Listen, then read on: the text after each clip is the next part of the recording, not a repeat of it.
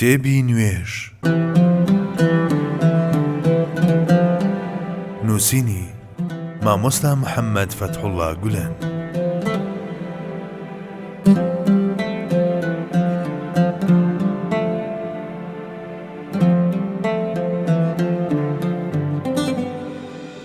دوو شایەتمان و ئیسلام.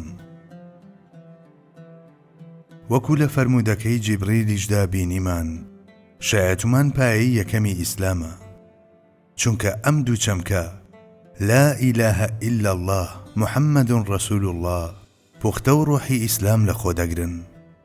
یەکەمیان بریتیە لە تەرجومەکردنی ئیزعانی دڵ و بەشایەتگرتنی هەموو گەردیلەکانی وجود بەوەی کە جگە لە ئەڵڵا پەرسترا و ویسراوێکی دیکەی حەقبوونی نییە.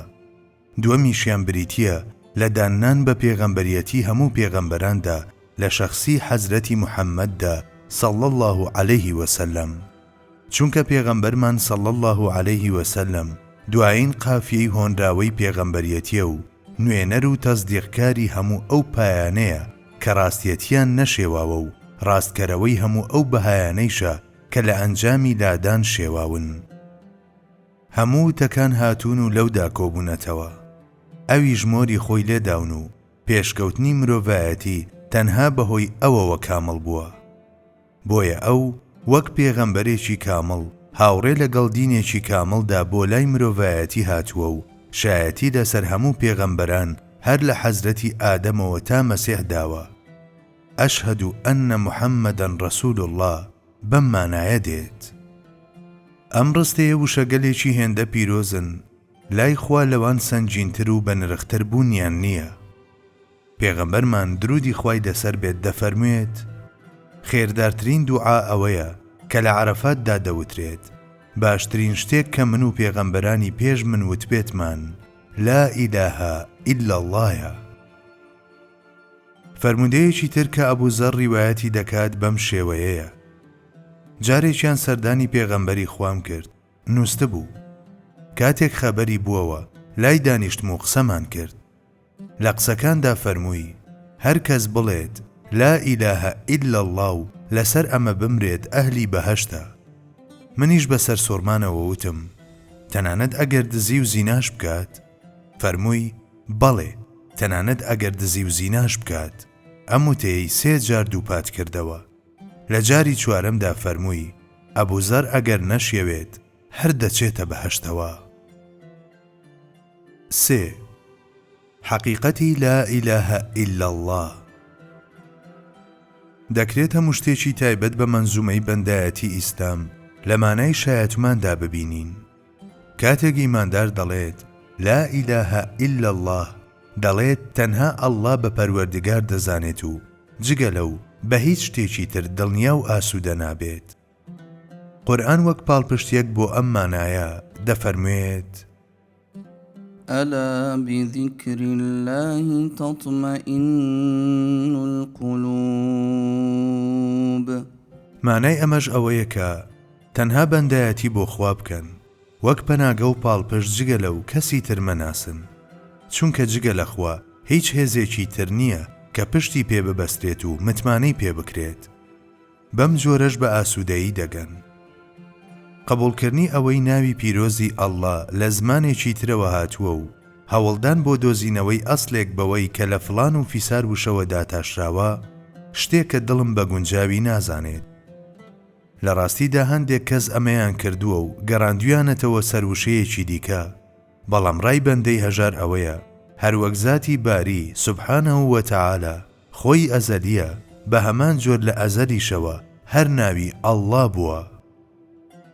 هەموو شتێک وابەستەی خوایە و هەموو شتێکیش بەهۆی ئەوەوە بەندە. نور و ڕووناچی گەردون وشەی ئەڵڵایە. لە شوێنێکدا کە وشەی ئەڵڵا بوونی نەبێت، گشت زانست و زانیاریەکان دەبنە وەهم و خەیاڵ و سەراب و وەک کۆمەڵێک بیرۆکەی ئاڵۆز و پەرێشانیان لێدێت کە مانایەک بەدەستەوە نادەن. ئەعشا کە یەکێک بووە لە شاعیرانی سەردەمی جاهیلی، هەر کە ڕیسالەتی پێغەمبەرمانی بیست، ڕای کردە لای پێغەمبەر درودی خوای لەسەر بێ و کاتێک معنا و حەقیقەتەکانی ناو قورئانی بیست، سەرسام و حەیران بوو. بەڵام هێشتا بەز نەبوو بۆی، چونکە دەیویست زۆر قوڵتر باوەڕ بە حەقیقەتی لا ئیلاهە ئیلا الله بکات.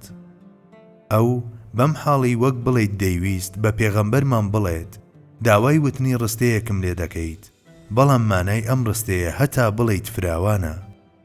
پێویستە من لە سەرخۆ ئەو مانا فراوانە لە ویژدانمدا هەرس بکەم و هەموو گەردیلەکانم هەستی پێ بکەن.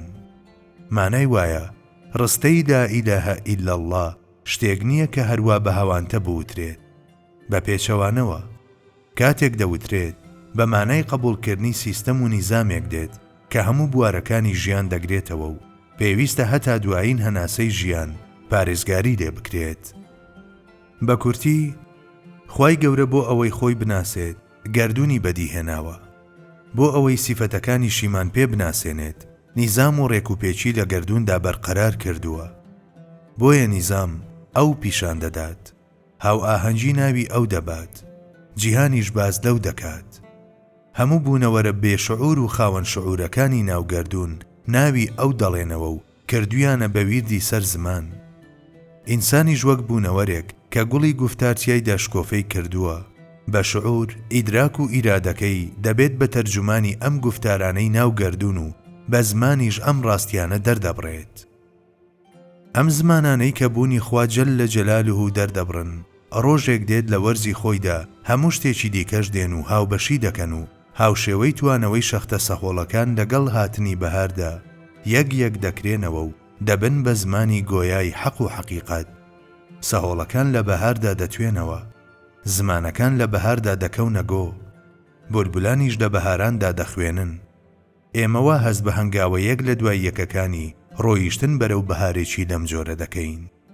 ئەمڕۆ لە گەشت لایەکەوە سەدای لا ئیلاهە ئیلا الله دەبیستین، دەڵێیت سەر لە نوێ چەرخی بەختەوەری دووبارە دەبێتەوە، چونکە ئەو چەرخە لە سینەی کەسانێکەوە لەدایک بوو کە سینجیان لە کۆسپ و ناڕەحەتیەکان دەرپەڕاند و بێپەروایانە خۆیان کرد بە ناو شەپۆلی سەدان ڕووداودا و لە بابەتی ژیانی ئیسلامیانەدا ئەو پەڕی عەزمیان نوان. لەو دۆڵانەی مەککەدا کە سەردەمانێک تاریکی یەک لە دوای یەکی بیر و باوەڕی بتپەرستی تەنی بوویەوە، بەرزبوونەوەی زایەڵەی لا ئیلاهە ئیلا الله و بڵاوبوونەوەی لە هەموو دنیا دەرەنجامی کێشانی ئەو ڕەنج و ژانەی یەکەم جار بوو.